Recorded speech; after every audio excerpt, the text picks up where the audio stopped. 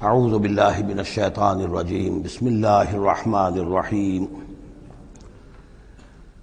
قل لا اقول لكم عندي خزائن الله ولا اعلم الغیب ولا اقول لكم انی ملک ان اتبع الا ما یوحى الی قل هل يستوي الاعمى والبصیر افلا تتفکرون صدق اللہ العظیم۔ اے نبی ان سے کہہ دیجئے میں تم سے یہ نہیں کہتا کہ میرے اختیار میں ہیں اللہ کے خزانے، تم مجھ سے کہتے ہو یہ دکھاؤ یہ دکھاؤ یہ دکھاؤ۔ میں نے کب دعویٰ کیا ہے کہ میرا اختیار ہے؟ کسی شخص سے مطالبہ کیا جانا چاہیے اس کے دعوے کے مطابق۔ میں نے الوہیت میں داخل ہونے کا کب دعویٰ کیا؟ میں نے تو دعویٰ کیا ہے کہ میں اللہ کا ایک بندہ ہوں، عام انسان ہوں، بشر ہوں، مجھ پر وحی آئی ہے، مجھے مامور کیا گیا ہے کہ تمہیں متنبہ کر دوں، وہ کام میں کر رہا ہوں۔ لا اقول لکم عندی خزائن اللہ، میں تو نہیں کہتا کہ میرے پاس کوئی اللہ کے خزانے ہیں، میرے اختیار میں ہیں۔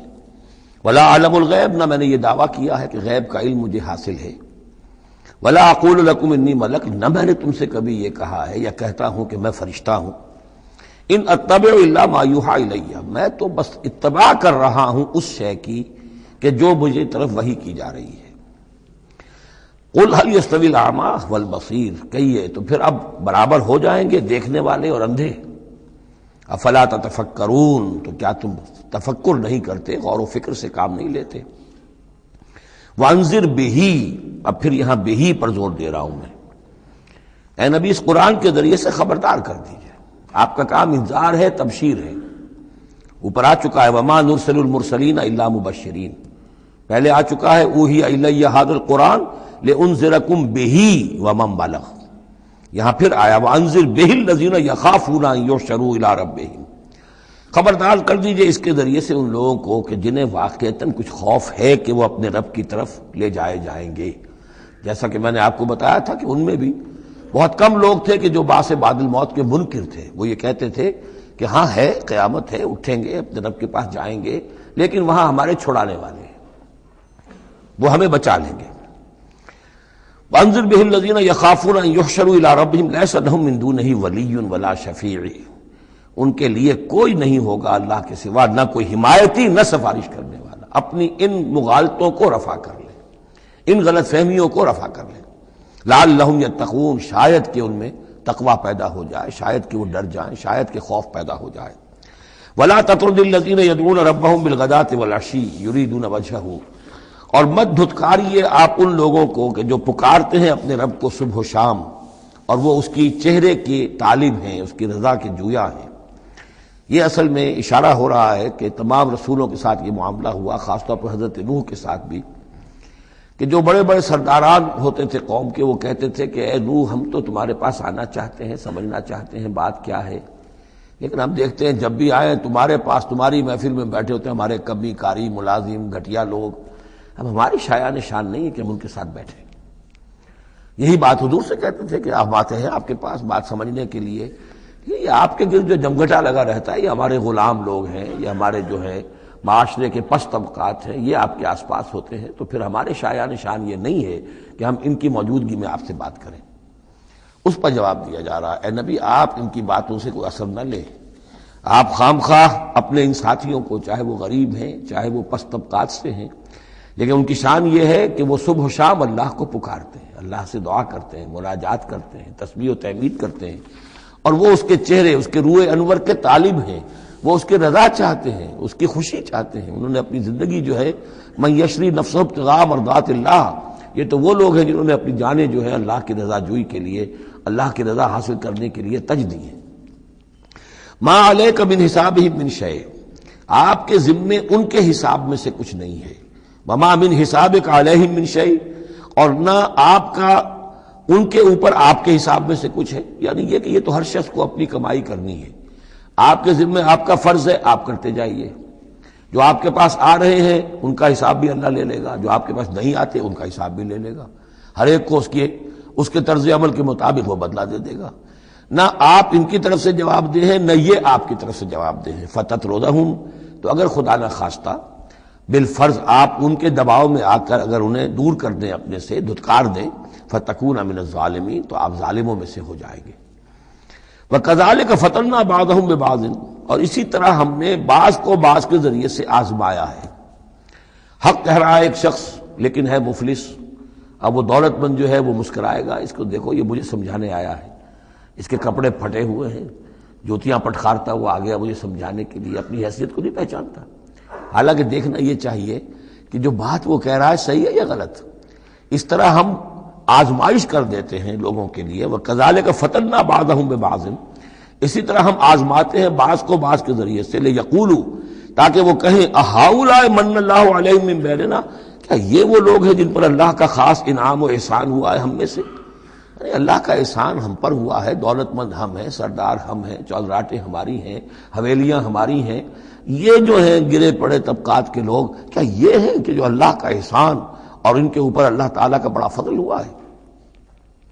یہ کہا کرتے تھے مکے کے لوگ بھی کہ اگر قرآن اللہ نے بھیجنا ہی تھا، کتاب نازل کرنی تھی، نبوت دینی تھی، تو کوئی رجل من القریتین عظیم، یہ جو دو شہر ہیں مکہ اور طائف، بڑے بڑے چودھری ہیں، سرمایہ دار ہیں، بڑے لوگ ہیں، سردار ہیں، ان میں سے کسی کے پاس بھیجتا۔ مکے کا یتیم جس کے پاس کوئی دولت نہیں، بچپن مفلسی میں گزرا ہے، سخت مشقت کے اندر جو ہے جوانی کا دور گزرا ہے، جس کے پاس کچھ بھی نہیں، کوئی عہدہ نہیں، کوئی منصب نہیں، قریش کا کوئی عہدہ حضور کے پاس نہیں تھا، کوئی منصب نہیں تھا، کوئی آپ کے پاس سرمایہ نہیں تھا، آپ تو پیدا ہی ہوئے ہیں یتیم، تو اس اعتبار سے کیا یہی رہ گیا تھا اللہ کے لیے؟ معاذ اللہ ثم معاذ اللہ۔ لِيَقُولُوا أَهَٰؤُلَاءِ مَنَّ اللَّهُ عَلَيْهِم مِّن بَيْنِنَا أَلَيْسَ اللَّهُ بِأَعْلَمَ بِالشَّاكِرِينَ، تو کیا اللہ تعالیٰ زیادہ واقف نہیں ہے ان سے کہ جو واقعتاً اس کا شکر کرنے والے ہیں؟ ایک اور جگہ آئے گا کہ اللہ تعالیٰ وَاللَّهُ أَعْلَمُ حَيْثُ يَجْعَلُ رِسَالَتَهُ، اللہ بہتر جانتا ہے کہ کہاں اسے اپنی رسالت کا منصب کس کو دینا چاہیے، کس میں اس کی صلاحیت ہے۔ جیسے طالوت کے بارے میں لوگوں نے کہہ دیا تھا کہ اس کے لیے کیسے ہو سکتی ہے سرداری، جبکہ ہمارے پاس دولت ہے، اس کے پاس دولت نہیں، لم یؤت سعۃ من المال، تو کہا گیا تھا اسے جسم اور علم کے اندر اللہ نے بسطہ یعنی کشادگی عطا فرمائی ہے۔ وَإِذَا جَاءَكَ الَّذِينَ يُؤْمِنُونَ بِآيَاتِنَا، اور اے نبی اس کے برعکس یہ لوگ جو چاہتے ہیں کہ آپ دھتکار دیں ان کو، اس کے برعکس آپ کی روش کیا ہونی چاہیے ان غرباء اور فقراء کے لیے؟ وَإِذَا جَاءَكَ الَّذِينَ يُؤْمِنُونَ بِآيَاتِنَا، جب آپ کے پاس آئیں وہ لوگ جو ہماری آیات پر ایمان رکھتے ہیں، فَقُلْ سَلَامٌ عَلَيْكُمْ، تو آپ ان کو سلام کہا کیجئے اور ان کو ایک خوشخبری دیا کیجئے، کتب ربکم علی نفسہ الرحمہ، تمہارے رب نے اپنے اوپر رحمت کو لازم کر لیا ہے، اور تمہارے لیے خاص رحمت کا مظہر کیا ہے؟ انہ من عمل منکم سوءا بجہالۃ، کہ تم میں سے کوئی بھی اگر کسی وقت کوئی برے کام کا ارتکاب کر بیٹھے، جذبات میں آ کر، ناواقفیت سے، جہالت میں، ثم تاب من بعدہ، پھر اگر وہ فوراً توبہ کر لے گا، وہ اصلاح اور اصلاح کر لے گا، فانہ غفور الرحیم، تو اللہ تعالیٰ غفور الرحیم ہے۔ یہ تمہارے لیے مزید خوشخبری ہے، تہنیت اللہ کی طرف سے، قل سلام علیکم کتب ربکم علی نفسہ الرحمہ انہ من عمل منکم سوءا بجہالۃ ثم تاب من بعدہ واصلح فانہ غفور الرحیم۔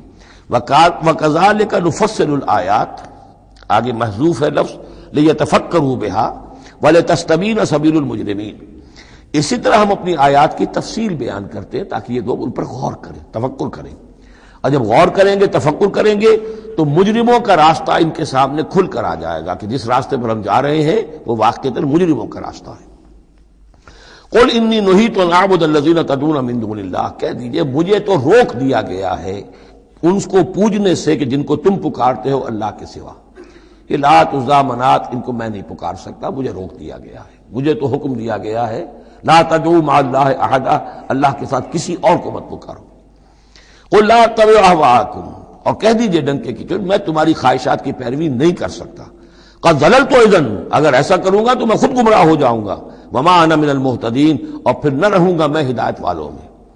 قل انی علی بینۃ من ربی، اب اس کو ذرا نوٹ کر لیجئے، کہہ دیجئے کہ میں تو اپنے رب کی طرف سے ایک بڑی بینہ پر ہوں، میں جس راستے پر چل رہا ہوں روشن راستہ ہے، میں اس کا باطن بھی جانتا ہوں، اس کی حقیقت بھی مجھ پر منکشف ہے۔ اور یہ بینہ اصل میں کیا ہے، یہ جا کر آگے سورہ ہود میں یہ بات زیادہ کھلے گی کہ بینہ جو ہے وہ ایک عام انسان کے لیے دو چیزوں سے بنتی ہے، فطرت سلیمہ، جیسا کہ میں نے شروع میں عرض کیا تھا آپ سے، فطرت سلیمہ، عقل سلیم، اس سے انسان ایک حد تک آ گیا، پھر اللہ کی وحی جو آئی اس نے تصدیق کر دی، یہ بینہ بن گیا۔ اب اسی معنی میں پھر رسول اور پھر اللہ کی وحی مل کر بینہ بن جاتے ہیں. وہ لوگوں کے حق میں بینہ اور خود اپنے حق میں بینہ کیا ہے؟ آپ کی اپنی فطرت سلیمہ، عقل سلیم، اور اس پر پھر وحی کی توثیق. وحی نے آ کر ان کو اجاگر کر دیا، ان حقائق کو جن تک آپ اپنی عقل سلیم اور فطرت سلیمہ کی رہنمائی میں پہنچ چکے تھے.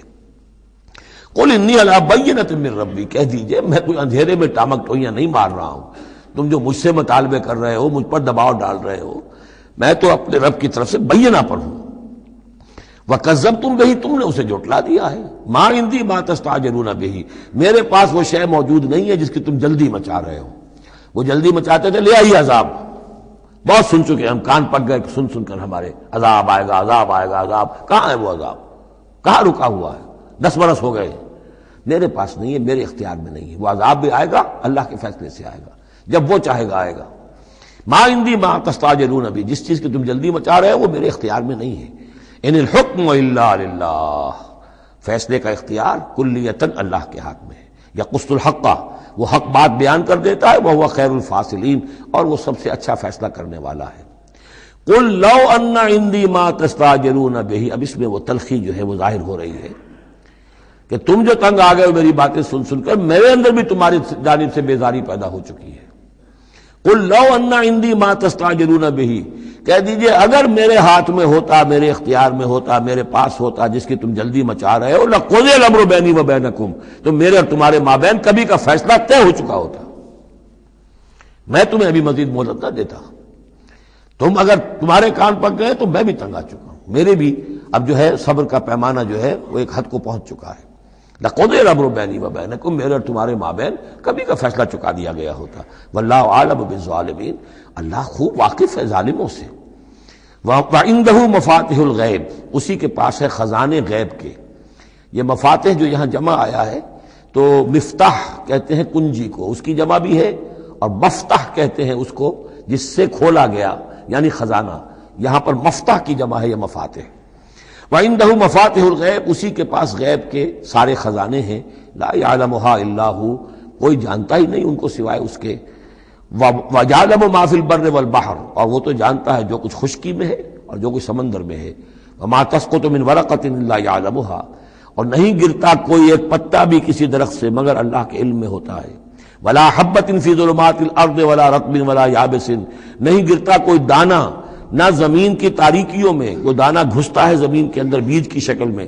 ولا رطبن، نہ کوئی ہری چیز تر و تازہ، ولا یابس، نہ سوکھی چیز، الا فی کتاب مبین، ایک کتاب مبین میں سب کی سب موجود ہے.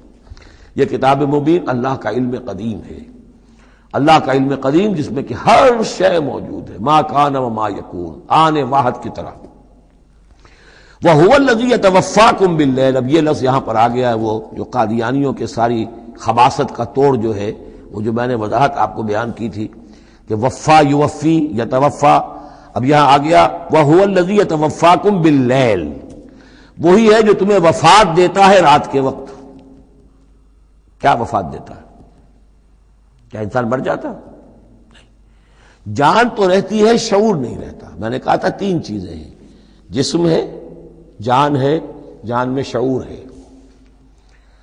بڑا پیارا ایک شعر ہے فارسی کا، جان نہاں در جسم او در جان نہاں، جسم کے اندر تو پنہا ہے جان، جان میں وہ پنہا ہے. 3 چیزیں ہو گئیں. یہاں اس شعر میں وہ سے مراد کچھ اور ہے، اس وقت میں اس پر نہیں جاؤں گا، لیکن 3 چیزیں سمجھ لیجئے.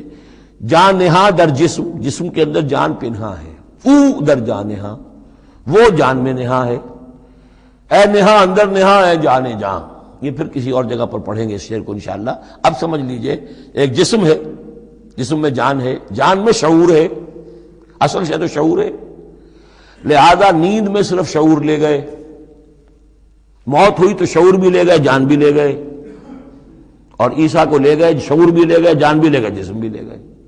تو توفع جو ہے کل کا کل پورے طور پر ہوا ہے حضرت عیسیٰ علیہ السلام کا. ہمارا توفع یا توفی جو ہوتا ہے وہ تو ادھورا ہوتا ہے، جسم یہیں رہ جاتا ہے، جان اور شعور چلا جاتے ہیں، اور نیند میں شعور چلا گیا.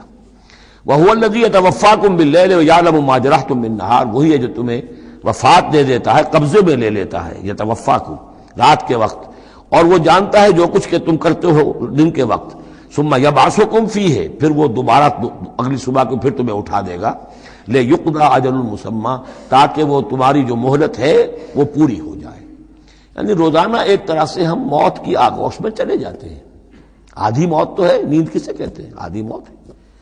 یہی وجہ ہے کہ جو دعا ہے صبح کو اٹھنے کے وقت کی جو مسنون دعا ہے، الحمدللہ الذی احیانی بعدما اماتنی والیہ النشور، کل شکر اور کل حمد اور کل تعریف اس اللہ کے لیے ہے جس نے مجھے دوبارہ زندہ کیا اس کے بعد کہ مجھ پر موت وارد کر دی تھی۔ نیند جو ہے وہ موت کی بہن ہے، اور اسی طرح اٹھنا ہے اللہ کی طرف۔ یہ بڑا ایک عجیب نکتہ ہے، اس کو ذہن میں اس کو اپریشیٹ کیجئے۔ جو شخص صبح آنکھ کھلتے ہی جس کے زبان پر یہ الفاظ آتے ہوں، الحمدللہ الذی احیانی بعدما اماتنی والیہ النشور، قیامت کے دن جب وہ اٹھے گا اس کی زبان پر یہی ترانہ خود بخود آ جائے گا، اس وقت ہوگا وہ 100% درست۔ الحمدللہ الذی احیانی بعدما اماتنی والیہ النشور، کیونکہ عادت پڑی ہے، ہمیشہ کہا ہے، جیسے ہی شعور آیا الحمدللہ الذی احیانی بعدما اماتنی والیہ النشور، تو یہ وہ ترانہ جو ہے جو کہ باعث بعد الموت کے وقت ہماری زبان پر ہوگا، اس کا ریہرسل ہے جو آپ روزانہ کریں گے اگر یہ عادت پختہ کر لیں۔ وَهُوَ الَّذِي يَتَوَفَّاكُم بِاللَّيْلِ وَيَعْلَمُ مَا جَرَحْتُم بِالنَّهَارِ ثُمَّ يَبْعَثُكُم فِيهِ لِيُقْضَىٰ أَجَلٌ مُّسَمًّى ثُمَّ إِلَيْهِ مَرْجِعُكُم، پھر اسی کی طرف تم سب کا لوٹنا ہے۔ ثُمَّ يُنَبِّئُكُم بِمَا كُنتُمْ تَعْمَلُونَ، پھر وہ تمہیں جتلا دے گا جو کچھ کہ تم کرتے رہے تھے۔ وَهُوَ الْقَاهِرُ فَوْقَ عِبَادِهِ، اور وہ اپنے بندوں پر، یہ لفظ کئی مرتبہ آیا ہے اس صورت کے اندر، اللہ پوری طرح غالب ہے، قابو یافتہ ہے اپنے بندوں پر۔ وَيُرْسِلُ عَلَيْكُمْ حَفَظًا، اور وہ تم پر نگہبان بھیجتا رہتا ہے۔ ہر انسان کے ساتھ فرشتے باڈی گارڈ کی حیثیت سے موجود ہیں، اس لیے کہ جب تک اللہ نے اجل معین رکھی ہوئی ہے اس وقت تک تو زندہ رکھنا ہے۔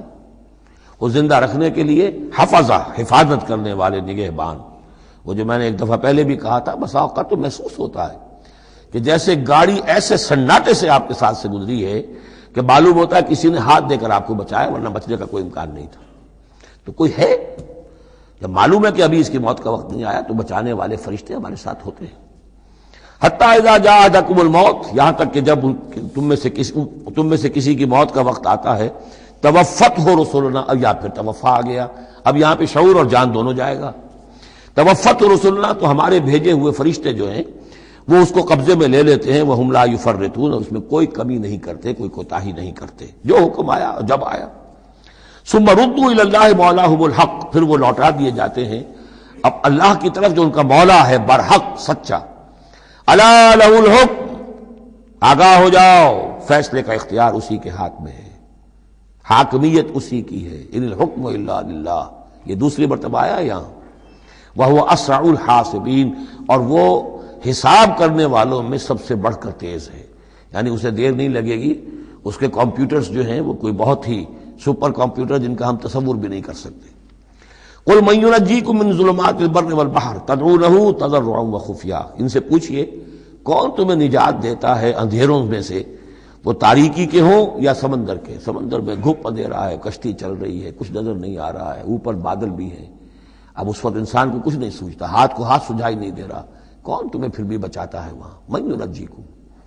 اسی طرح کوئی قافلہ ہے بھٹک گیا ہے، اندھیری شب ہے، جدا اپنے قافلے سے ہے تو، اب یہ کہ اندھیرے کے اندر بھٹک رہا ہے، نہ دائیں کا نہ بائیں کا پتہ نہیں، ہر درخت معلوم ہوتا ہے کوئی آسیب ہے، کوئی بھوت ہے جنہیں چلا آ رہا ہے، پھر بھی اللہ بچاتا ہے تمہیں۔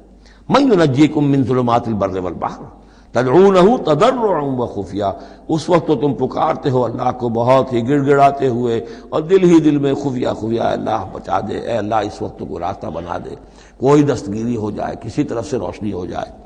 لئن انجانا من ہذہ، اور کہتے ہو تم دل میں اگر اللہ نے ہم کو اس سے بچا لیا، نجات دے دی، لنکونن من الشاکرین، پھر تو اب باقی زندگی تو بالکل اللہ کے شکر گزار بندے بن کر ہم گزار دیں گے۔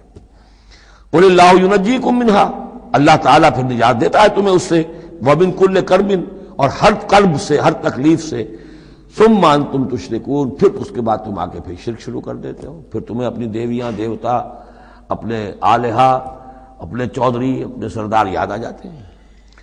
قل هو القادر على ان يبعث عليكم عذابا من فوقكم، یہ آیت جو ہے یہ بہت اہم ہے۔ کہ عذاب الہی کی کئی قسمیں ہیں، 3 قسمیں یہاں بیان ہوئی ہیں۔ کہہ دیجئے وہ قادر ہے اس پر کہ تم پر بھیج دے کوئی عذاب من فوقکم، تمہارے اوپر سے، آسمان کا ٹکڑا گر جائے، کوئی میٹیورائٹ گر جائے، جو بعض خبریں آتی رہتی ہیں کوئی آ رہا ہے، لیکن یہ کہ وہ پھر تحلیل ہو جاتا ہے کہیں، جو بھی اوزون لیئر ہے یا کچھ اور ہے، بچت ہے، لیکن یہ کہ اگر اللہ چاہے تو جہاں آسمان پر سے کوئی عذاب بھیج دے آپ کے اوپر، او من تحت ارجلکم، یا آپ کے قدموں کے نیچے سے زمین پھٹ جائے، شق ہو جائے، زلزلہ آئے، زمین دھس جائے، یہ بھی ہوتا ہے، خسف ہوں گے، قیامت سے پہلے بڑے بڑے 3 خسف ہونے ہیں جن کی خبر دی گئی ہے احادیث کے اندر، بڑے بڑے ٹکڑے زمین کے دھس جائیں گے اندر۔ قل هو القادر على ان يبعث عليكم عذابا من فوقكم او من تحت ارجلكم، یہ 2 شکلیں ہو گئی، اوپر سے یا قدموں کے نیچے سے، او يلبسكم شيعا، یا تمہیں گروہوں میں تقسیم کر دے، ويذيق بعضكم باس بعض، اور ایک کی طاقت کا مزہ دوسرے کو چکھائے۔ اب لڑو آپس میں، پرانے اور نئے سندھی لڑو آپس میں، پنجابی اور اردو بولنے والے لڑو، اور بلوچ اور پختون لڑو، مارو ایک دوسرے کو۔ اللہ تعالیٰ کو نہ آسمان کو تکلیف دینے کی ضرورت کہ اس کا کوئی ٹکڑا گرائے، نہ زمین کو کوئی مشقت دینے کی کہ وہ پھٹے، کوئی ضرورت نہیں، آپس میں تقسیم ہو جاؤ گے، گروہ بندی ہو جائے گی، شیعہ سنی کو مارے اور سنی شیعہ کو مارے۔ یہ جو ہے یہ عذاب الہی کی بدترین شکل ہے جو آج مسلمانان پاکستان پر مسلط ہے۔ وہ کبھی ایک قوم ہوتے تھے، ہندو کا جب مقابلہ تھا ایک قوم تھے، اور اب وہ قوم جو ہے قومیتوں میں، عصبیتوں میں تحلیل ہو چکی ہے۔ انظر کیف نصرف الآیات لعلہم یفقہون، دیکھو کیسے ہم اپنی آیات کی تصریف کرتے ہیں۔ تصریف کہتے ہیں آیات کو گھمانا، ایک ہی بات کو اسلوب بدل بدل کر، انداز بدل بدل کر، ترتیب بدل بدل کر لانا۔ ایک پھول کا مضمون ہو تو 100 رنگ سے باندھو۔ وَكَذَّبَ بِهِ قَوْمُكَ وَهُوَ الْحَقُّ، اور اے نبی آپ کی قوم نے اسے جھٹلا دیا۔ بہی مراد قرآن، یعنی میں نے عرض کیا کہ اس صورت کیا یہ عمود، حصی معجزہ کوئی نہیں دکھائیں گے، اصل معجزہ محمد کا یہ قرآن ہے صلی اللہ علیہ وسلم، اسی لیے بہی بہی بہی اس کی تکرار اس میں کثرت سے ملے گی۔ وَكَذَّبَ بِهِ قَوْمُكَ وَهُوَ الْحَقُّ، یہ قرآن الحق ہے، لیکن اے نبی آپ کی قوم نے اس کو جھٹلا دیا ہے۔ قُلْ لَسْتُ عَلَيْكُمْ بِوَكِيلٍ، ان سے کہہ دیجئے میں اب تمہارا ذمہ دار نہیں ہوں۔ اب میں نہیں کہہ سکتا کہ کب اللہ کے عذاب کا بند جو ہے وہ کھل جائے اور تمہارے اوپر وہ عذاب ہلاکت جو ہے وہ آ جائے۔ لِكُلٍّ نَبَأٌ مُسْتَقَرٌّ، كُلُّ نَبَأٍ مُسْتَقَرٌ، ہر خبر، ہر بڑی بات کے لیے وقت معین ہے۔ فَسَوْفَ تَعْلَمُونَ، میں نہیں کہہ سکتا، جیسے کہ سورہ انبیاء میں فرمایا وَإِنْ أَدْرِيَ قَرِيبٌ أَمْ بَعِيدٌ مَا تُوعَدُونَ، میں یہ نہیں جانتا کہ جس کی تمہیں دھمکی دی جا رہی ہے وہ قریب آ چکا یا دور ہے، ٹائم ٹیبل اللہ کے علم میں ہے، لیکن یہ میں جانتا ہوں کہ اگر تمہاری روش یہی رہی تو عذاب آ کر رہے گا۔ بسوف تعلمون، اور عنقریب تمہیں معلوم ہو جائے گا۔ وَإِذَا رَأَيْتَ الَّذِينَ يَخُوضُونَ فِي آيَاتِنَا، یہ وہ آیت آ گئی جس کا حوالہ سورہ نساء کی آیت نمبر 140 میں آیا تھا کہ تمہیں پہلے ہدایت دی گئی تھی کہ جب تم لوگوں کو دیکھو کہ وہ ہماری آیات کا استہزاء کر رہے ہیں، تمسخر کر رہے ہیں، تو ان کے پاس بیٹھو مت، اٹھ کر چلے جاؤ، کم سے کم یہ کہ ایک پروٹیسٹ میں واک آؤٹ تو وہاں سے ہو جائے۔ وَإِذَا رَأَيْتَ الَّذِينَ يَخُوضُونَ فِي آيَاتِنَا، اور جب تم دیکھو لوگوں کو کہ وہ ہماری آیات میں خوض، مین میخ نکال رہے ہیں۔ دیکھیے اردو میں ہم ایک لفظ بولتے ہیں غور و خوض، بڑا غور و خوض ہو رہا ہے، بہت غور و خوض کے بعد میں اس نتیجے پر پہنچا ہوں۔ یہ دونوں لفظ جو عربی زبان کے بہت قریب کے ہیں، غور کے معنی، غور اچھے معنی میں آتا ہے اور خوض برے معنی میں آتا ہے۔ صحیح چھان پھٹک کرنا اور غور کرنا، اس کے ما لہو ما علیہ، فار کیا ہے، اگینسٹ کیا ہے، یہ مثبت انداز میں یہ ہے غور۔ خوض ہے مین میخ نکالنا، اس کے اندر جو ہے بال کی کھال خام خواہ کو اتارنا، یہ کوشش ہے، یہ خوض ہے۔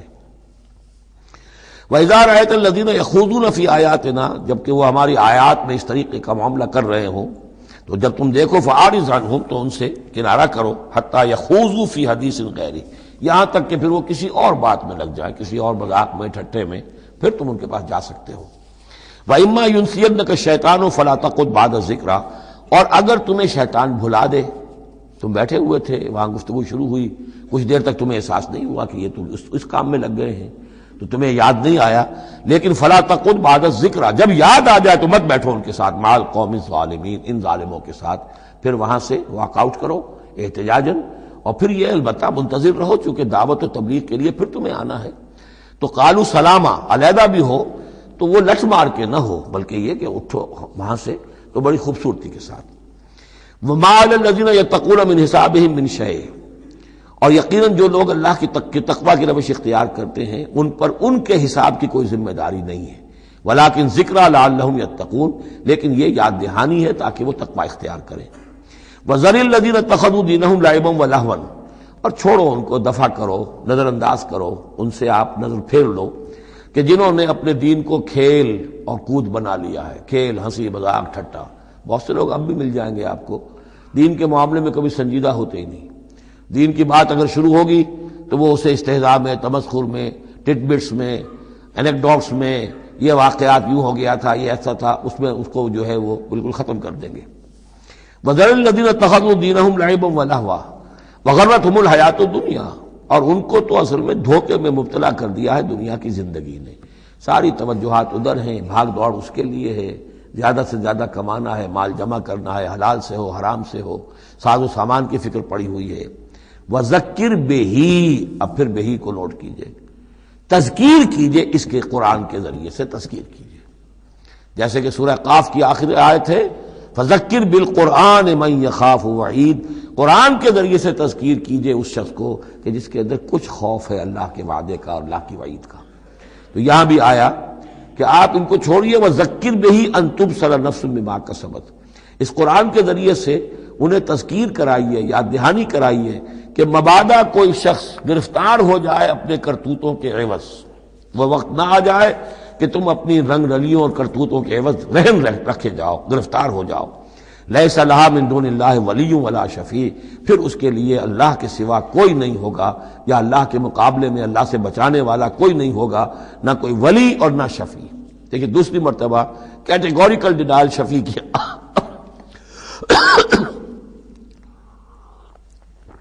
آیت الکرسی کے ضمن میں عرض کر چکا ہوں، بیشتر مقامات پر قرآن مجید میں کیٹیگوریکل ڈینائل ہے، کوئی شفاعت نہیں۔ البتہ ہے ایک شفاعت کا، ایک شفاعت حقہ کی ایک حیثیت ہے، اس کو سمجھنے کی ضرورت ہے، اس کی شرائط ہے، اس کی لیمٹس ہیں۔ اگر ان شرائط اور لیمٹ سے آزاد کر دیں گے تو پھر یہ ہے کہ وہ شفاعت کا جو تصور ہے ایمان بالآخرت کی نفی کر دے گا، پھر کوئی فائدہ ہی نہیں، ڈر کائے گا۔ جب چھڑوانے والے ہیں جو چاہو کرو، جو بھی کچھ ہے، لیکن تیرے محبوب کی امت میں ہے، شرابی ہیں، زانی ہیں، بدماش ہیں، چور ہیں، ڈاکو ہیں، حرام خور ہیں، غبن کرتے ہیں، جو بھی کچھ ہے، لیکن تیرے محبوب کی امت میں ہے، تو اگر تو اسی پر کوئی معاملہ طے ہونا ہے تو خام خواہ کاہے کو آدمی ہاتھ روکے؟ بابر بعیش کوش کے عالم دوبارہ نیست، پھر تو جو عیش کر سکتے ہو کرو، جہاں آج پڑتا ہے کیوں روکتے ہو؟ تو سیدھی سیدھی بات ہے۔ لیس لہا من دون اللہ ولی ولا شفیع وان تعدل کل عدل، یہ وہی عدل آ گیا، اور اگر فدیہ دینا چاہیں کل کا کل فدیہ، لا یؤخذ منہا، نہیں قبول کیا جائے گا۔ واتقوا یوما لا تجزی نفس عن نفس شیئا ولا یقبل منہا شفاعۃ ولا یؤخذ منہا عدل ولا هم ینصرون، جو یہ 2 مرتبہ سورہ بقرہ میں آ چکا ہے۔ اولئک الذین ابسلوا بما کسبوا، یہ لوگ تو اب گرفتار ہو چکے ہیں اپنی کرتوتوں کے عوض، اب یہ رہن ہے۔ لہم شراب من حمیم، ان کے لیے تو ہے پینے کے لیے تو کھولتا ہوا پانی۔ وعذاب علیم بما کانوا یکفرون، اور دردناک عذاب ہوگا ان کے کفر کی پاداش میں۔ قل اندعو من دون اللہ ما لا ینفعنا ولا یضرنا، اے نبی ان سے کہیے کیا ہم پکاریں اللہ کو چھوڑ کر ان چیزوں کو جو نہ ہمیں نفع پہنچا سکتی ہے نہ نقصان؟ یہ بت کیا نفع پہنچائیں گے تمہیں، کیا نقصان پہنچائیں گے؟ خود اپنی حفاظت کر نہیں سکتے، اپنی مکھیاں اڑا نہیں سکتے، ان کو پکارتے ہو، ان کے سامنے سجدے کرتے ہو، ان کو متھے ٹیکتے ہو۔ اندعو من دون اللہ ما لا ینفعنا ولا یضرنا، خیر بت کی بات تو ہو گئی بہت ہی واضح، باقی بھی اس کائنات کے اندر کوئی کسی کے لیے نہ خیر کے پر قدرت رکھتا ہے نہ شر پر، الا باللہ، لا حول ولا قوت الا باللہ۔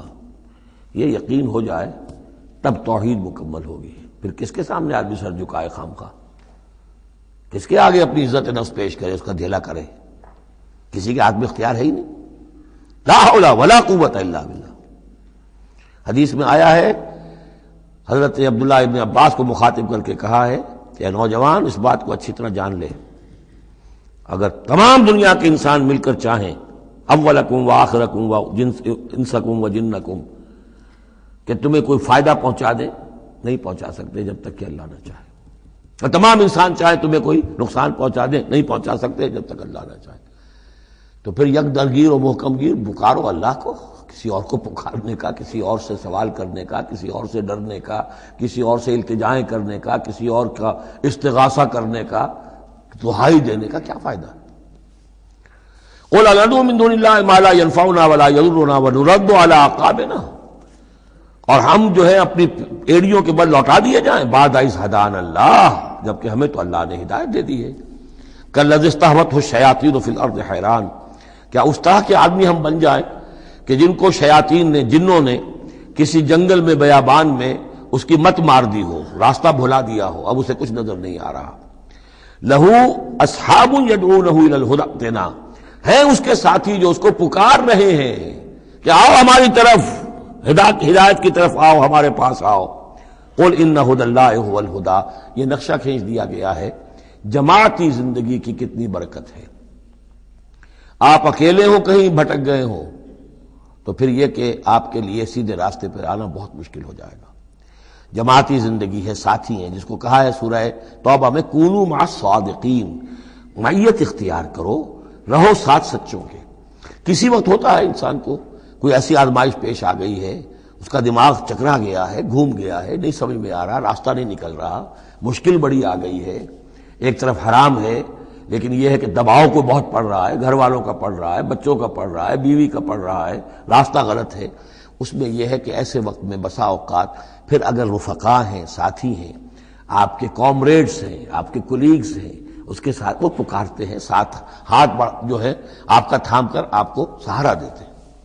قل ان ھدی اللہ ھو الھدی، یقیناً ہدایت کہہ دیجئے اللہ ہی کی ہدایت اصل ہدایت ہے۔ وَأُمِرْنَا لِنُسْلِمَ لِرَبِّ الْعَالَمِينَ، اور ہمیں تو حکم یہ ہوا ہے کہ ہم تمام جہانوں کے پروردگار کی تابع داری اختیار کریں اور فرما برداری اختیار کریں۔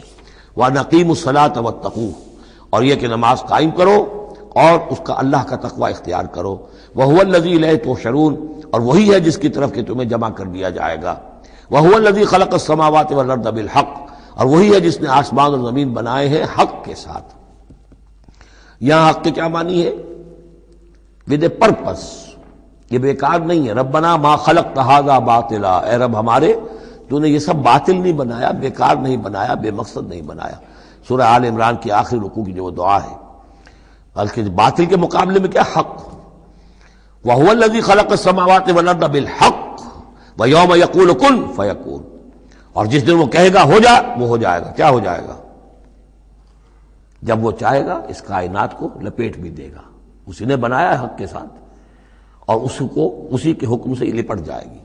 آگے چل کر آئے گا یوم نطوی السماء کطی السجل للکتب، جس دن کہ ہم تمام خلاؤں کو اور فضاؤں کو اور آسمانوں کو، ان سب کو ایسے لپیٹ دیں گے جیسے کہ تم کتابوں کا طومار لپیٹ لیتے ہو۔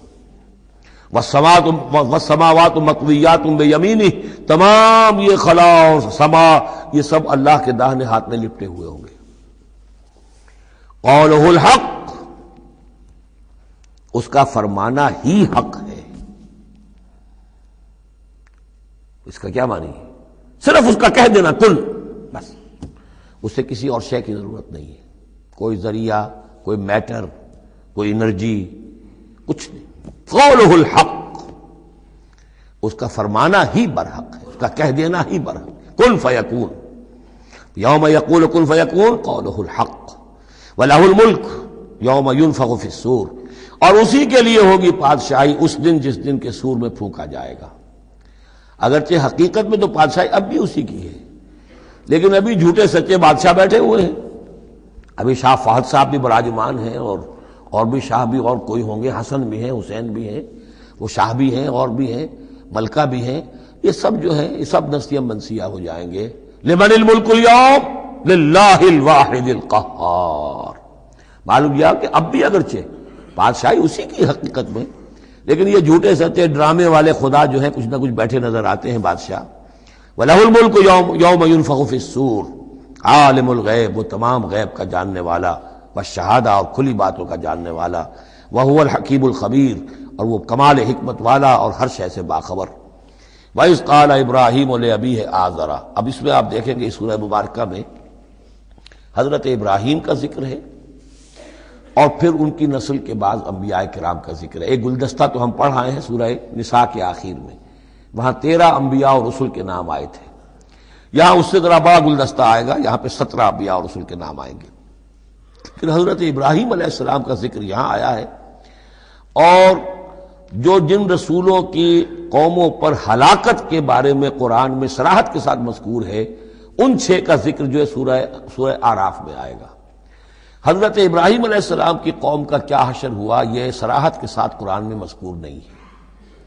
جو قوم نوح کے ساتھ، ہود کے ساتھ، قوم صالح کے ساتھ، قوم شعیب کے ساتھ ہوا، تو حضرت ابراہیم علیہ السلام کے معاملے کو علیحدہ نکال لیا ہے، وہ سورہ انعام میں، اور باقی جو ہے نوح، ہود، صالح اور شعیب، لوط اور موسیٰ، ان کا ذکر جو ہے وہ آپ کو ملے گا سورہ اعراف میں، اس لیے کہ ان کا معاملہ ایام اللہ کا ہے۔ تو فذکرہم بایام اللہ، التذکیر بآلاء اللہ اس میں ہے، التذکیر بایام اللہ اس میں ہے، لہذا یہاں حضرت ابراہیم کا ذکر ہے۔ وَإِذْ قَالَ إِبْرَاهِيمُ لِأَبِيهِ آزَرَ أَتَتَّخِذُ أَصْنَامًا آلِهَةً، اور یاد کرو جب کہ کہا ابراہیم نے اپنے باپ آزر سے، کیا تم نے ان بتوں کو اپنا خدا بنا رکھا ہے؟ یہاں جو آزر کا لفظ خاص طور پر آیا ہے میرے نزدیک، یہ اصل میں تورات کی نفی کے لیے، تورات میں تارح نام لکھا گیا ہے، گویا اس کی تصحیح کے لیے، ورنہ یہاں کوئی خاص ضرورت نہیں تھی۔ وَإِذْ قَالَ إِبْرَاهِيمُ لِأَبِيهِ، یہ کافی تھا، لیکن نام اس لیے دیا گیا کہ تورات سے پڑھنے والوں کو مغالطہ ہوتا ہے، اور اسی مغالطے کو اہل تشیع نے اختیار کر لیا ہے۔ انہوں نے تورات میں جو نام دیا گیا ہے اسے حضرت ابراہیم کا باپ کہا ہے، اور حضرت یہ جو آزر تھا اس کو کہا ہے کہ یہ چچا تھا۔ اس کی خاص وجہ ہے، وہ پھر کسی موقع پر بیان ہوگی، لیکن یہ کہ تورات کی اس غلطی کو اہل تشیع نے اختیار کیا، قرآن مجید نے اسی کی نفی کے لیے یہاں پر حضرت ابراہیم کے والد کا نام صراحتاً بتا دیا کہ آزر ہے۔ وَإِذْ قَالَ إِبْرَاهِيمُ لِأَبِيهِ آزَرَ، اور یاد کرو جب کہ کہا تھا ابراہیم نے اپنے باپ آزر سے، أَتَتَّخِذُ أَصْنَامًا آلِهَةً، کیا آپ نے ان بتوں کو اپنا الہ بنایا ہوا ہے؟ انی اراک و قومک فی ضلال مبین، میرا تو خیال یہ ہے، میری رائے تو یہ ہے کہ آپ بھی اور آپ کی قوم بھی کھلی گمراہی میں مبتلا ہے۔ وَكَذَلِكَ نُرِي إِبْرَاهِيمَ مَلَكُوتَ السَّمَاوَاتِ وَالْأَرْضِ، اور اسی طرح ہم دکھانے لگے یا دکھاتے رہے ابراہیم کو آسمانوں اور زمین کے ملکوت۔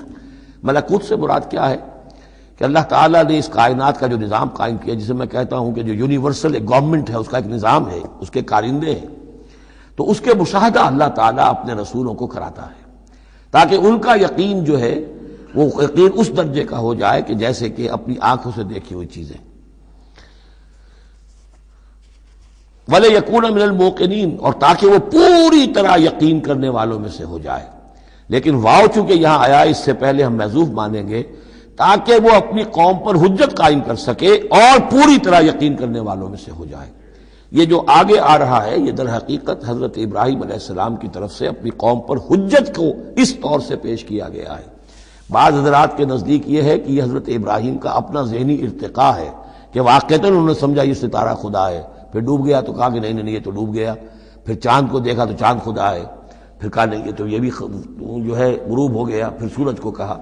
تو یہ بات اصل میں بعض حضرات کی رائے ہے یہ، اور الفاظ سے کچھ متبادر بھی ہوتا ہے، لیکن یہ ہے کہ زیادہ صحیح رائے جس سے کہ آگے آ جائے گا وَتِلْكَ حُجَّتُنَا آتَيْنَاهَا إِبْرَاهِيمَ عَلَىٰ قَوْمِهِ، تو معلوم ہوتا ہے کہ یہ اصل میں حضرت ابراہیم علیہ السلام نے حجت قائم کرنے کے لیے یہ تدریج اختیار کی اپنی قوم کو سمجھانے کے لیے۔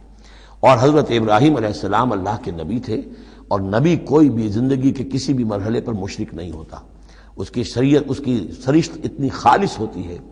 صدیقین مشرک نہیں ہوتے، نبی تو ان سے بھی اونچے درجے کے ہیں، حضرت ابو بکر نے کبھی شرک نہیں کیا، حضرت عثمان نے کبھی شرک نہیں کیا، جو صدیقین ہیں صحابہ میں سے۔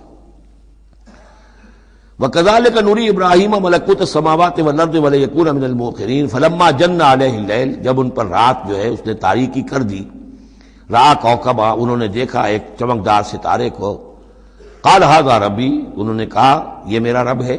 یہ گویا کہ کہنے کیا، ہاں یہ میرا رب ہے، اب یہ سوالیہ انداز بھی ہو سکتا ہے، ود سائن آف ایکسکلیمیشن ہو سکتا ہے کہ لوگوں کو کہنے کے لیے کہ یہ رب ہے، یہ انٹروگیشن کا بھی ہو سکتا ہے۔ هذا ربی فلما افل قال لا احب الافلین، جب وہ ڈوب گیا تو کہا بھائی یہ ڈوب جانے والی شے تو پھر میں تو پسند نہیں کر سکتا کہ میں اس کو اپنا خدا مان لوں۔ یہ قوم جو تھی ستارہ پرست بھی تھی، بت پرست بھی تھی، ستارہ پرست بھی تھی، اور نمبر 3 شاہ پرست بھی تھی۔ تینوں قسم کے شرک اس قوم میں موجود تھے کہ جس میں حضرت ابراہیم بھیجے گئے۔ یہ بیبیلونیا یا عراق، آج کا عراق، سابق بیبیلونیا، اس کا ایک شہر اس شہر کے بھی اب کھنڈرات نکل آئے ہیں، کھدائیاں ہو چکی ہیں۔ شہر میں پیدا ہوئے ہیں، پھر وہاں سے ہجرت کر کے فلسطین گئے ہیں، اور پھر حضرت اسماعیل کو آباد کیا ہے حجاز میں، اور اپنے بیٹے حضرت اسحاق کو آباد کیا ہے فلسطین میں۔ تو یہ ان کے ذہن میں رکھیے۔ اور اس وقت عراق میں یہ شرک جو ہے گھٹا ٹوپ اندھیرے تھے کہ ان کے یہاں بت پرستی بھی تھی، ستارہ پرستی بھی تھی، اور تیسرے یہ کہ بادشاہ بھی نمرود جو تھا وہ یہ کہتا تھا کہ میں خدا ہوں۔ اس کا مکالمہ جو ہے جو اس نے کیا تھا محاجہ حضرت ابراہیم سے، وہ سورہ بقرہ میں ہم پڑھ چکے ہیں۔ انا احیی و امید، میں بھی یہ اختیار رکھتا ہوں، جس کو چاہوں زندہ رکھوں، جس کو چاہوں مار دوں۔ فلما رأى القمر بازغا، جب انہوں نے دیکھا چاند چمکتا ہوا، قال ھذا ربی، کہا ہاں یہ معلوم ہوتا ہے کہ یہ ہے رب۔ فلما افل قال لئن لم يهدنی ربی، جب وہ بھی ڈوب گیا، غائب ہو گیا، تو انہوں نے کہا کہ اگر میرے رب نے مجھے ہدایت نہ دی تو پھر میں تو قوم ضالین میں سے ہو جاؤں گا۔ گویا کہ ابھی یہ الفاظ ہیں کہ جن سے اشارہ ہوتا ہے کہ شاید ابھی ان کا اپنا ذہنی اور فکری ارتقاء ہو رہا ہے۔ میں نے کہا تھا کہ الفاظ سے متبادر ہوتا ہے، لیکن یہ کہ ان دونوں چیزوں کو، دونوں سائڈز کو ناپ تول کر جو رائے بنتی ہے وہ دوسری ہے۔ فلما رأى الشمس بازغة، جب دیکھا سورج بہت چمکدار، قال ھذا ربی ھذا اکبر، تو فرمایا ہاں یہ ہے رب، یہ سب سے بڑا ہے۔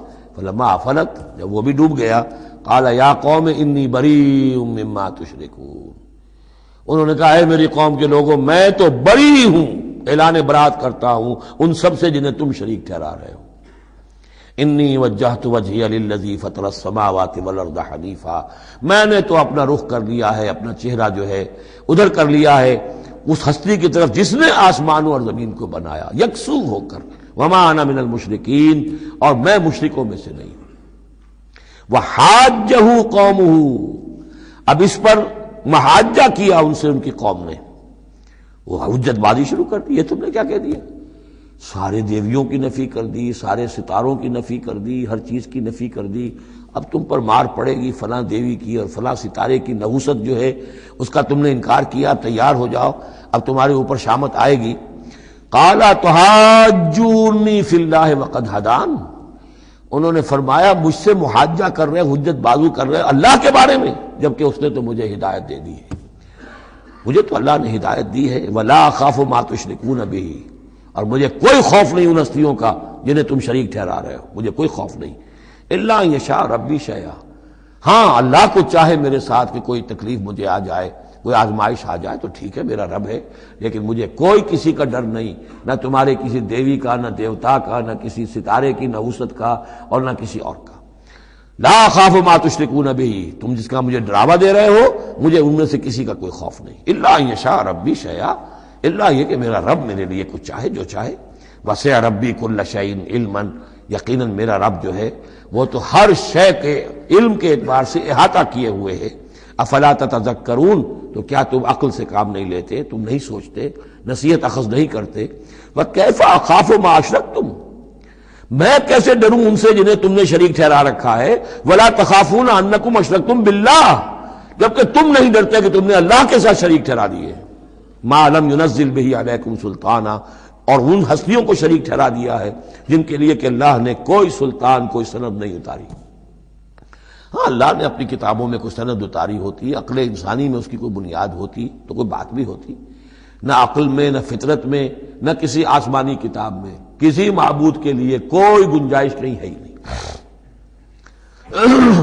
وَكَيْفَ أَخَافُ مَا أَشْرَكْتُمْ وَلَا تَخَافُونَ أَنَّكُمْ أَشْرَكْتُمْ بِاللَّهِ مَا لَمْ يُنَزِّلْ بِهِ عَلَيْكُمْ سُلْطَانًا فَأَيُّ الْفَرِيقَيْنِ أَحَقُّ بِالْأَمْنِ إِن كُنتُمْ تَعْلَمُونَ، تو اگر تم علم رکھتے ہو تو بتاؤ دونوں فریقین میں سے، یعنی ایک موحد ہے، ایک اللہ واحد پر ایمان رکھتا ہے، ساری قوت اس کے ہاتھ میں، سارا اقتدار اس کا ہے، ہر شے اس کے قبضہ قدرت میں۔ ایک وہ ہے کہ جو اس کو ماننے کے ساتھ ساتھ کچھ اور چھوٹے دیوی دیوتا سینکڑوں جو ہے وہ ان کو بھی مانتے ہیں۔ امن اور چین اور سکون کس کو میسر آئے گا؟ قلبی چین، روحانی اطمینان اور سکون۔ ای الفریقین احق بالامن، ان دونوں میں سے موحدین اور مشرکین میں سے امن، سکون، اطمینان، چین اور راحت کا کون زیادہ حقدار ہے؟ بتاؤ اگر تم جانتے ہو۔ اور اس کا جواب خود دیا، الذین آمنوا ولم یلبسوا ایمانہم بظلم، یقیناً وہ لوگ جو ایمان لائیں اور اپنے ایمان پر کسی طرح کے شرک کی آلودگی نہ ہونے دیں۔ یہاں لفظ ظلم آیا ہے، ظلم کسی چھوٹے گناہ کو بھی کہہ سکتے ہیں، اسی لیے اس پر صحابہ گھبرا گئے تھے کہ حضور کون شخص ہوگا کہ جس نے کبھی کوئی ظلم نہ کیا ہو، اور نہیں تو اپنے اوپر ظلم کرتا ہے آدمی، کسی پر ظلم کرتا ہے۔ تو اس کا تو مطلب ہے کوئی شخص بھی یہ جو مقام ہے جو یہاں بیان کیا جا رہا ہے اس کا جو سزاوار اور اس کا حقدار نہیں ہو سکتا۔ آپ نے فرمایا نہیں، یہاں ظلم سے مراد شرک ہے۔ پھر آپ نے سورہ لقمان کی آیت پڑھی، اس میں فرمایا کہ ان الشرک لظلم عظیم، وَإِذْ قَالَ لُقْمَانُ لِابْنِهِ يَا بُنَيَّ لَا تُشْرِكْ بِاللَّهِ إِنَّ الشِّرْكَ لَظُلْمٌ عَظِيمٌ۔ یہاں پر ظلم سے مراد شرک ہے، یعنی ایمان ایسا ہو کہ جو شرک کی ہر آلودگی سے پاک ہو۔ میں یہاں پھر تذکرہ کیے دیتا ہوں، شروع میں بھی عرض کیا تھا، شرک کسے کہتے ہیں، شرک کی قسمیں کون کون سی ہیں، کون کون سے بھیس بدل کر یہ شرک آتا ہے۔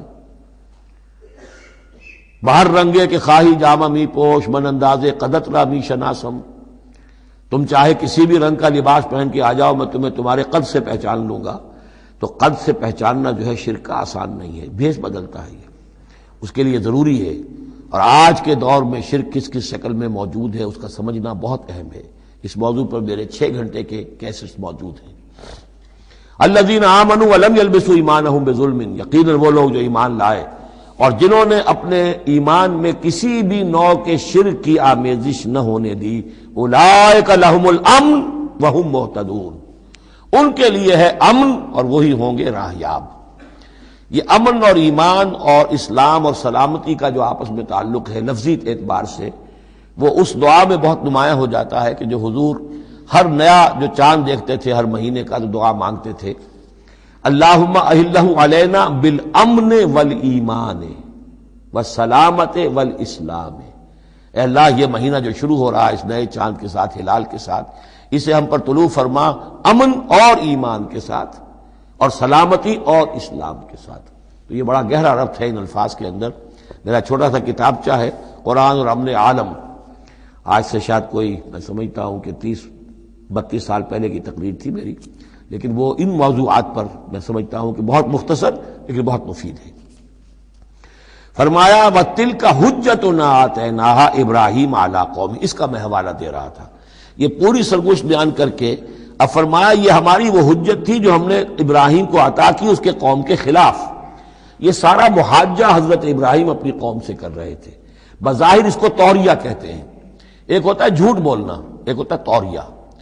توریہ یہ ہے کہ آپ کہیں کوئی بات ایسی جو جھوٹ تو نہیں ہے لیکن جس سے سننے والا مغالطے میں مبتلا ہو جائے۔ مثلا حضرت شیخ الہند رحمۃ اللہ علیہ کا واقعہ ہے، جس زمانے میں ان کے وارنٹ نکلے ہوئے تھے اور وہ حرمین شریفین میں تھے، مکہ مکرمہ میں تھے، وارنٹ نکلا ہوا ہے اور شریف حسین والی مکہ جو ہے اس کے سپاہی ڈھونڈتے پھر رہے ہیں کہ کہاں ہے وہ مولوی ہندوستانی جو ہے جو باغی ہے انگریزوں کا، اس کو پکڑا جائے۔ اب یہ ایک جگہ پر یہ کہیں کھڑے ہوئے تھے تو ایک شرطے نے آ کر جو وہاں کا سپاہی تھا پوچھا ان کے بارے میں محمود الحسن کو جانتے ہو؟ کہ یہاں جانتا ہوں۔ وہ کہاں ہے؟ محمود الحسن کہاں ہے؟ تھوڑا سا 2 قدم پیچھے ہٹ کے کہا ابھی یہیں تھے۔ جھوٹ تو نہیں بولا نا، 2 قدم پیچھے ہٹ کر کہا ابھی یہیں تھے، بالکل سچ بولا۔ اس نے سمجھا ابھی یہیں تھے، دوڑا ادھر، دوڑ گیا اپنے نکل گئے۔ اس کا نام ہے توریہ۔ یہ جھوٹ بھی نہیں ہے لیکن یہ کہ سننے والے کو مغالطہ بھی ہو گیا۔ اصل میں حضرت ابراہیم علیہ السلام کے کلام میں یہ توریہ کا انداز جو ہے وہ بہت ہے، تاکہ لوگوں کو، جیسے جب بتوں کو سب کو توڑ دیا تو کہا کہ اس نے توڑا ہوگا، یہ جو بڑا ہے، جو صحیح سالم کھڑا ہوا ہے بڑا بت، اور تیشا بھی جو ہے جس سے توڑا تھا سب کو وہ اس کی گردن میں لگا دیا کہ یہ جو ہے جو آلہ ہے، آلہ واردات بھی اسی کے پاس سے برآمد ہو رہا ہے اور یہ سالم ہے، باقی سب ٹوٹ گئے ہیں، تو قرائن کی شہادت بھی ہے کہ یہی ہے، پکڑو اس کو۔ تو یہ ہوتا ہے ان کو سمجھانے کے لیے کہ وہ سوچیں، دروں بینی پر آمادہ ہو جائیں۔ تو یہ ہے میرے نزدیک ان آیات کا محل یہ ہے۔ وَتِلْكَ حُجَّتُنَا آتَيْنَاهَا إِبْرَاهِيمَ عَلَىٰ قَوْمِهِ، اور یہ ہماری وہ دلیل تھی جو ہم نے عطا فرمائی ابراہیم کو اس کی قوم کے خلاف، نرفع درجات من نشاء، ہم بلند کرتے ہیں درجے جن کے چاہتے ہیں۔ اب ظاہر بات ہے یہاں کہنے کا مقصد یہ ہم نے ابراہیم کے درجے بہت بلند کیے۔ ان ربک حکیم علیم، یقیناً تیرا رب حکیم اور علیم ہے۔ وَوَهَبْنَا لَهُ اسحاق وَيَعْقُوب، اب وہ گلدستہ شروع ہو رہا ہے، اور ہم نے اسے عطا فرمایا اسحاق جیسا بیٹا، یعقوب جیسا پوتا، کلن ہدینا، سب کو ہم نے ہدایت دی، وَنُوحًا ہدینا من قبل، اور نوح کو ہم نے ہدایت دی تھی ان سے بھی پہلے، ومن ذریتہ، اور ان کی اولاد میں سے، حضرت ابراہیم کی اولاد میں سے، داؤد و سلیمان و ایوب و یوسف و موسیٰ و ہارون، کیسے کیسے عظیم نبی ہم نے اٹھائے، داؤد جیسا بادشاہ، سلیمان جیسا بادشاہ، ایوب اور یوسف اور موسیٰ اور ہارون، وَكَذَلِكَ نَجْزِي الْمُحْسِنِينَ، اسی طرح ہم بدلہ دیتے ہیں محسنین کو۔ یہ لوگ ظاہر بات ہے کہ ایمان کی اس بلند ترین منزل پر فائز تھے جس کو ہم پڑھائیں سورہ مائدہ میں کہ ثم اتقوا واحسنوا واللہ یحب المحسنین، وزکریا ویحییٰ وعیسیٰ والیاس، مزید برآں زکریا جیسے نبی، یحییٰ جیسے نبی، عیسیٰ علیہ السلام، والیاس کل من الصالحین، یہ سب کے سب نیک بختوں میں سے تھے، واسماعیل والیسع ویونس ولوطا، اور اسماعیل اور الیسع اور یونس اور لوط، وکلا فضلنا علی العالمین، سب کو ہم نے تمام جہان والوں پر فضیلت دی، ومن آبائہم، اور ان کے آباء و اجداد میں سے بھی، وذریاتہم، اور ان کی نسلوں میں سے بھی، واخوانہم، اور ان کے بھائیوں میں سے بھی، واجتبیناہم، ہم نے ان کو چن لیا، پسند کر لیا، سلیکٹ کر لیا، وہدیناہم الی صراط مستقیم، اور ہم نے ان کو ہدایت دی سیدھے راستے کی طرف۔ ذالک ھدی اللہ یہدی بہ من یشاء من عبادہ، یہ اللہ کی وہ ہدایت ہے جس کی وہ ہدایت بخشتا ہے جس کو چاہتا ہے اپنے بندوں میں سے۔ وَلَوْ أَشْرَكُوا، اور اگر بالفرض وہ بھی شرک کرتے، لَحَبِطَ عَنْهُمْ مَا كَانُوا يَعْمَلُونَ، ان کے بھی سارے اعمال حبط ہو جاتے۔ شرک اتنی بری شے ہے، اتنے اونچے اونچے مراتب، اتنے اعلیٰ اعلیٰ مقامات، اللہ کی محبوب شخصیتیں، اولو العزم پیغمبر اور یہ عظیم انبیاء، لیکن بالفرض یہ سمجھانے کے لیے، ظاہر بات ہے کوئی امکان نہیں تھا کہ وہ شرک کرتے، لیکن ہمیں سمجھانے کے لیے شرک وہ شے ہے، ان اللہ لا یغفر ان یشرک بہ ویغفر ما دون ذلک لمن یشاء ولو اشرکوا لحبط عنہم ما كانوا یعملون، اگر وہ شرک کرتے تو ان کے بھی تمام اعمال حبط ہو جاتے۔ اولئک الذین آتیناہم الکتاب والحکم والنبوۃ، یہ وہ لوگ ہیں جن کو ہم نے کتاب دی، اپنی حکمت اور شریعت سے نوازا، نبوت سے سرفراز فرمایا۔ وَإِن يَكْفُرْ بِهَا هَؤُلَاءِ، اور اگر کفران نعمت کریں یہ لوگ اس کی، یہ جو آیات اب اللہ تعالیٰ نے دی ہیں تمہیں اے محمد صلی اللہ علیہ وسلم، اگر یہ لوگ ان آیات کی اب ناشکری کر رہے ہیں، کفران نعمت کر رہے ہیں، اگر وہ ان سے فائدہ نہیں اٹھا رہے، ان کی روشنی سے اپنے دلوں کو منور نہیں کر رہے، فقد وکلنا بہا قوما لیسوا بہا بکافرین، تو ہم نے ایک اور قوم کو تیار کر رکھا اس کام کے لیے کہ وہ اس کی ناقدری نہیں کرے گی، یعنی یہ کہ مدینہ کے انصار انشاءاللہ اس کی قدر کریں گے۔ مکے کے یہ لوگ جو ہیں اگر ناقدری کر رہے ہیں محمد صلی اللہ علیہ وسلم، اور تمہاری باتیں جو ہیں اب تک 10-11 برس ہونے کو آ گئے ہیں، اس کے نتائج جو ہیں بڑے ہی کم سے کم یہ کہ مایوس کن نہیں تو دل شکن ضرور ہے۔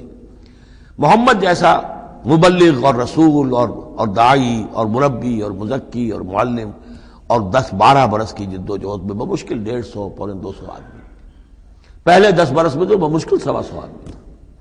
تو یہ ہے کہ اس اعتبار سے فَإِن يَكْفُرْ بِهَا هَؤُلَاءِ، اگر یہ لوگ کفران نعمت کر رہے ہیں ان کا، فقد وکلنا بها، تو ہم نے کچھ مقرر کر دیے ہیں کچھ اور لوگ، قومن، ایک ایسی قوم، لیسوا بها بکافرین، جو ان کی شاید ان کی جو اس کی ناشکری نہیں کریں گے۔ کچھ پتہ نہیں یہ ہماری جو دعوت رجوع القرآن ہے جو کہاں کہاں پھیل رہی ہے، پاکستان میں ٹی وی پر بینڈ ہے، میرا درس نہیں آ سکتا، انڈیا میں دوردرشن کبھی کبھی دکھا دیتا ہے، دلی سے خبر آ جاتی ہے کہ دوردرشن پہ میرے کبھی کیسٹ جو ہے ٹی وی کے درس دکھائے جا رہے ہیں۔ بامبے میں جو کیبل ٹی وی ہے، 8000 فیملیز ہیں جو ہر ہفتے 2 مرتبہ میرا درس قرآن دیکھ رہے ہیں کیبل ٹی وی پر، اور وہی لوگ ہیں کہ جنہوں نے چاہا ہے کہ اب ان کو ایسی اس کی ریکارڈنگ مل جائے کہ اسے سیٹلائٹ کے اوپر لے جا سکے۔ اور یہ کہاں ہو رہا ہے؟ بھارت میں، دارالکفر میں۔ اور پاکستان میں کیا ہو رہا ہے؟ جو کچھ ہو رہا ہے وہ آپ کے سامنے ہے۔ تو اگر ناقدری کرنے والے ہیں، گرفتہ چینیاں احرام و مکی خفتہ در بتھا، چینیوں نے تو احرام باندھ لیے اور مکی جو ہے ابھی سویا ہوا ہے بتھا کی وادی کے اندر، ابھی اسے ہوش ہی نہیں ہے کہ وہ اٹھے وہ بھی احرام باندھے۔ تو یہ بہرحال یہ آیت بڑی اہم ہے اس اعتبار سے، آج کے دور میں خاص طور پر یہ ہے کہ کوئی مایوسی انسان کو ہونی نہیں چاہیے۔ ہمیں تو پتہ بھی نہیں ہے کہ کہاں کہاں یہ بات پھیل رہی ہے، ممکن ہی نہیں ہے مجھے معلوم ہو کہ میرے کیسٹ کہاں کہاں پہنچ گئے۔ وہ تو جہاں کہیں بھی جاتا ہوں دیکھتا ہوں سنتا ہوں، کوئی کہتا ہے میرے پاس 300 کیسٹ آپ کے ہیں، کوئی کو ملتا ہے میرے پاس اتنے کیسٹ آپ کے ہیں، میں سنتا ہوں۔ تو اب یہ دعوت پھیل رہی ہے، اب یہ میں نہیں کہہ سکتا کہ کس جگہ پر یہ جڑ پکڑے زمین کے اندر اور یہ انقلابی دعوت جو ہے قرآن کی وہ وہاں ایک تناور درخت بنے، ایک تحریک زبردست انقلابی اٹھے۔ فَإِن يَكْفُرْ بِهَا هَؤُلَاءِ فَقَدْ وَكَّلْنَا بِهَا قَوْمًا لَيْسُوا بِهَا بِكَافِرِينَ۔ اگر یہ اس کی ناقدری کر رہے ہیں تو اے نبی آپ آزردہ خاطر نہ ہو، ہم نے ایک اور قوم کو تیار کر لیا ہے کہ وہ اس کی ناقدری نہیں کریں گے۔